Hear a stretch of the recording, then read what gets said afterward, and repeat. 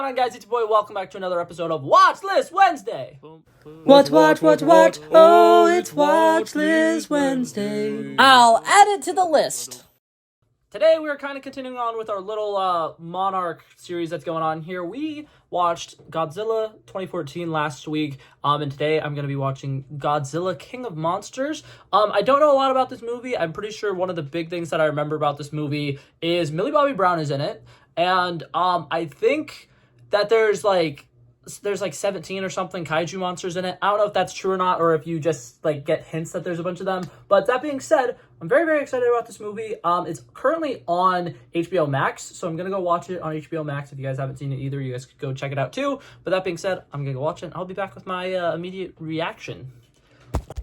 Alrighty, okay, so as per with a lot of these movies, it has, like, you know, the Jaws problem where they can't have just a bunch of CGI after CGI after CGI, so we have a lot of fun family drama here. I think that Millie Bobby Brown's acting in this is pretty solid, but that being said, all the kaiju stuff is fantastic. I had a blast with this. There's a lot of really interesting fight sequences. Obviously, a couple of moments during the fight sequences where they, like, cut away to, like, the people stuff right as the battle's getting good, which is kind of annoying, but overall, I think I had a good time with this, and I will say, I really enjoyed the cast of this one. I think that the cast overall was really fun. I think that this having more of an ensemble cast was great because Godzilla, the 2014 one, it's interesting, but I also feel like with just watching Aaron Taylor Johnson go all over the place over and over and over and over again, it's a little bit more interesting here watching a bunch of different people in different areas. And I don't know. I think that they did a better job of making this story more coherent than I think Godzilla, the first one, was. That being said, there was a lot of monsters in here, and I did kind of keep mixing up which monsters were which ones and which ones are good, which ones are bad. But overall, like I said, had a good time with this, and I love the supporting cast. That was one of the first points I kind of wanted to mention. They had Anthony Ramos here as a side character. I believe his name is Oshie Jackson Jr. was in this, and those two together as little military guys, absolutely hilarious. I love them together, and what's it called? In this movie, they're both pretty funny. There was a lot of really good comedic relief in this, which I really enjoyed. And on top of that, all the action sequences were really good. So to kind of dive into some of the stuff that I really liked here, the opening sequences, despite being really stupid, I think it worked relatively well for me to kind of set up the fact that the mother and father were, you know, in the middle of San Francisco when the first Godzilla attack happened. And I love anytime a movie sequel or whatever does this, where they show something that happened in one of the earlier movies, but from a different perspective. And it is really cool watching that opening sequence. I love that.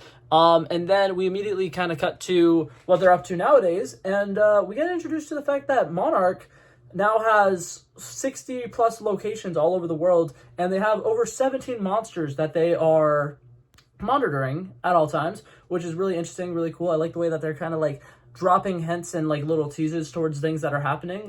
You can tell in this movie that they are heavily setting up Godzilla versus Kong because they have like they knock you over the head with the fact that, oh, they have, you know, a place in Skull Island, and then towards the end of the movie there's a couple of like references where they're just like they're really hammering in the fact that they're gonna fight, which I thought was interesting because I've seen Godzilla versus Kong, really fun movie, really enjoyed that movie.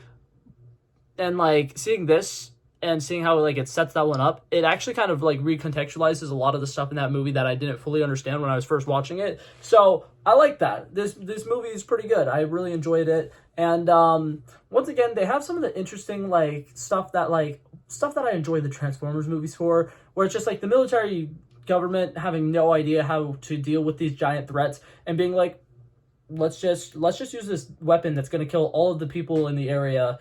And they just, like, don't care because they're like, as long as it kills the big thing, it's fine. Like, whenever they mention that weapon where they're like, yeah, we're going to do this weapon, it's going to, like, destroy all the oxygen or whatever they said it does, I was like, yeah, that's so on brand for the American government. It's great. But, yeah, a lot of fun stuff there. The kaiju battles and everything were fantastic. The Hydra was so sick. I loved seeing, like, I don't know if that's what they called it. I think they called it, like, Monster Zero or something like that.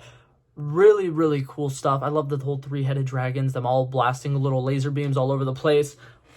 Really cool stuff. Any of the monsters that fly, seeing Mothra turn into, like, the weird butterfly creature and flying and stuff like that.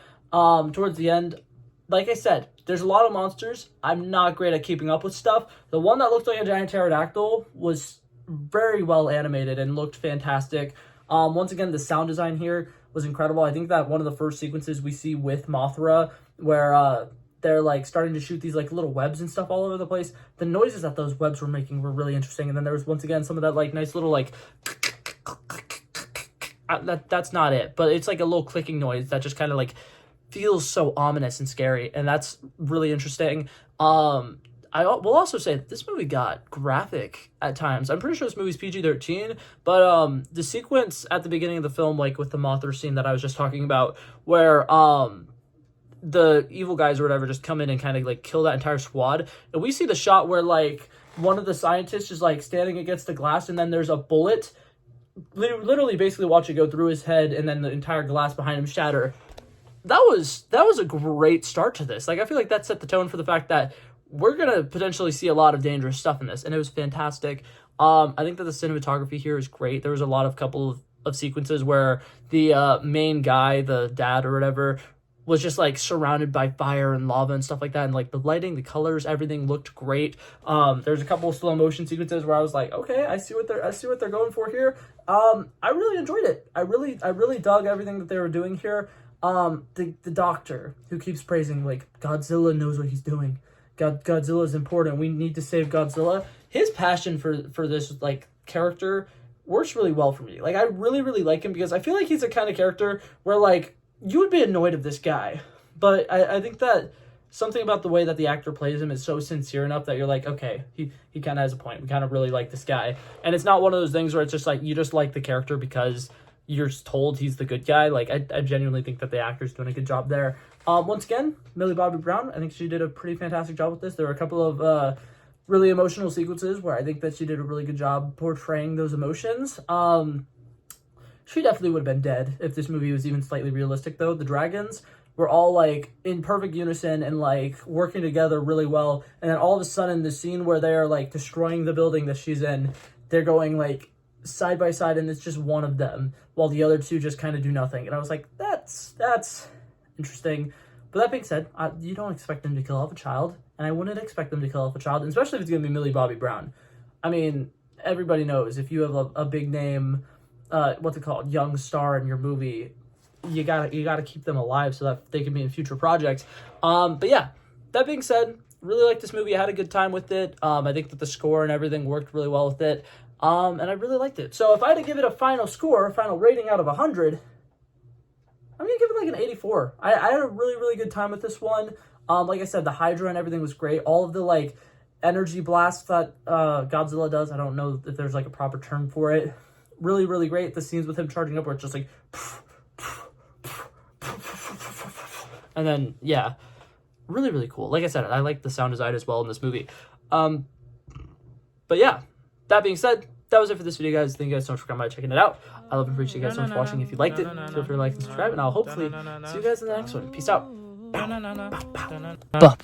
Back at it again, but that's a relevant flow. So smooth, they calling me Mr. Elegant. Like an elephant, I got a long nose. Like a president, I've got a few hoes. Swift with a stutter, I'm smooth like butter. Don't see it coming when I slip undercover. Like a big dog, but I don't bite. I'm still a big broad, I'd win that fight. Come match you and I knock out your lights.